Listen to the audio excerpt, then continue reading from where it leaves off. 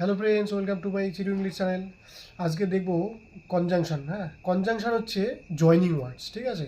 দুটো সেন্টেন্সকে জয়েন করতে গেলে যে ওয়ার্ডগুলো ব্যবহার করা হয় ওগুলোকে কনজাংশনাল ওয়ার্ড বলে, ঠিক আছে? যেমন হচ্ছে বাট, বাট দিয়ে দুটো সেন্টেন্সকে আমরা জয়েন করতে পারি, ঠিক আছে? নেক্সট বিকজ, ওকে, বিকজ দিয়ে আমরা দুটো সেন্টেন্সকে জয়েন করতে পারি, অর দিয়ে দুটো সেন্টেন্সকে জয়েন করতে পারি। ক্লিয়ার?